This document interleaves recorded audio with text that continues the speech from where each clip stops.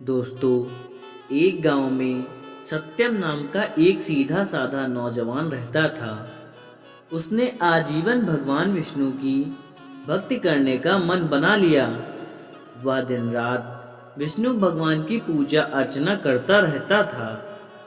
एक दिन उसे एक साधु बाबा मिले। सत्यम ने साधु बाबा से पूछा, बाबा, मैं भगवान विष्णु को अपना आराध्य देव मानकर उनकी पूजा करता रहता हूँ, किंतु मैं भगवान के दर्शन करना चाहता हूँ। मुझे भगवान की भक्ति का मार्ग बताइए। साधु बाबा ने कहा, बेटा, मैं भक्ति का मार्ग तो तुझे बता दूंगा, किंतु भगवान के दर्शन पाने के लिए अपने अहंकार को छोड़ना होगा। इसके साथ ही तू गृहस्थ जीवन में रहते हुए भी भगवान को पा सकता है। लेकिन सत्यम नहीं माना। उसने कहा, महाराज, मैंने आजीवन विवाह न करने का मन बना लिया है और मैं एकांत में तपस्या करना चाहता हूँ। आप मेरा मार्गदर्शन करें।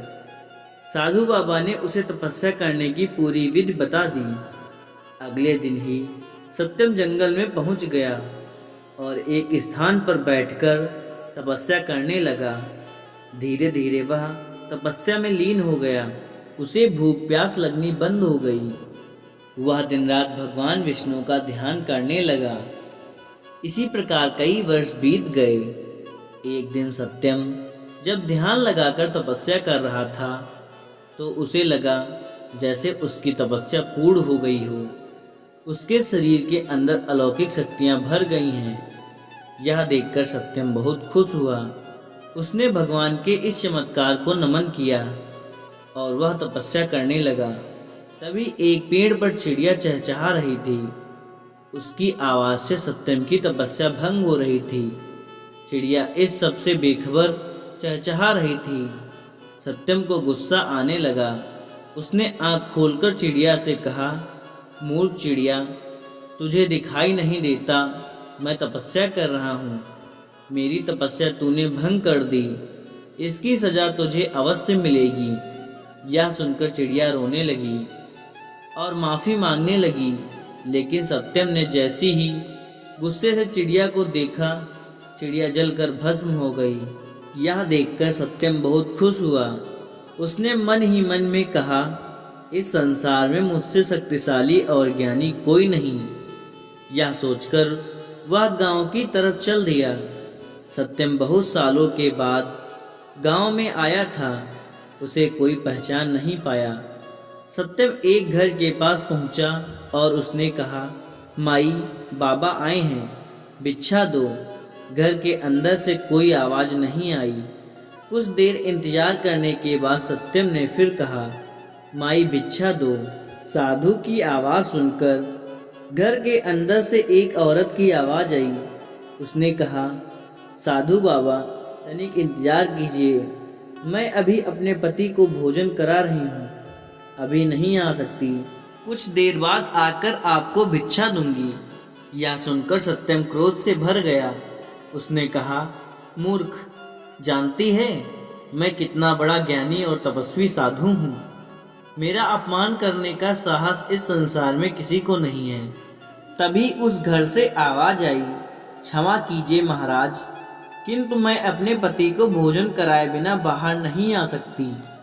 यह सुनकर सत्यम और अधिक क्रोध में बोला, तू इसका परिणाम जानती है।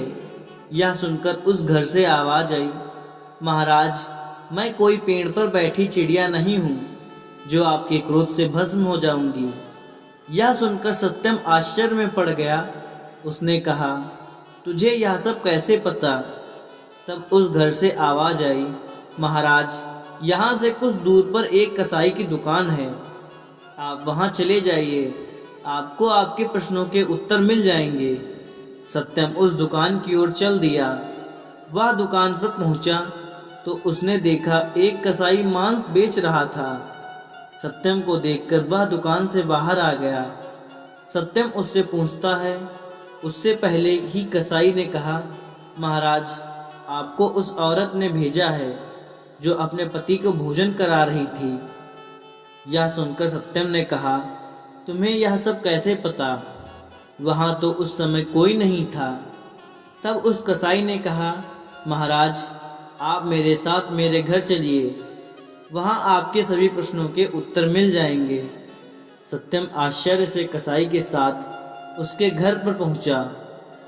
वहाँ पहुँचकर उसने देखा, कसाई ने घर जाकर अपने बूढ़े माता पिता के पैर छुए और पूरे दिन में जो भी कमाया था उनके चरणों में रख दिया। फिर अपने माता पिता को अपने हाथों से खाना खिलाया। उसके बाद उनके पैर दबाता रहा। जब वे सो गए तब वह कसाई सत्यम के पास आकर बैठ गया। सत्यम का सारा घमंड समाप्त हो चुका था। उसने कसाई के पैर पकड़ लिए और बोला, मैंने वर्षों तक तपस्या की जिससे अलौकिक शक्तियां मेरे अंदर आ गईं, लेकिन आपको देखकर मेरा सारा घमंड चला गया। आप मुझे इसका राज बताइए।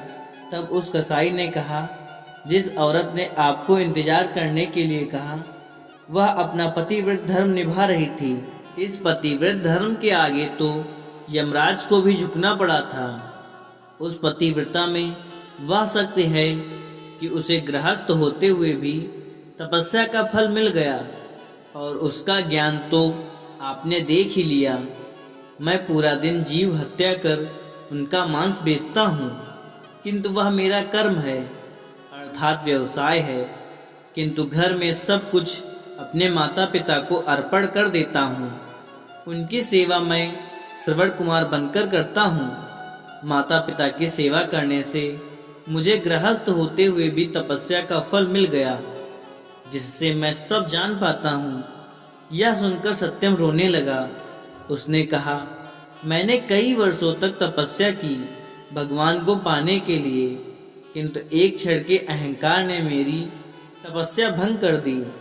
यह सुनकर उस कसाई ने कहा, अब आपका मन निर्मल हो गया है। आप गृहस्थ जीवन में अपने काम करते हुए प्रभु को याद कीजिए, यही सबसे बड़ी तपस्या है। इन कर्मों से भागकर आप कभी भी प्रभु को नहीं पा सकते। यह सुनकर सत्यम अपने घर आ गया और गांव वालों की सेवा करने लगा। धीरे धीरे उसकी तपस्या पूर्ण होने लगी। दोस्तों, अगर वीडियो अच्छी लगी हो तो एक लाइक शेयर जरूर करें। धन्यवाद।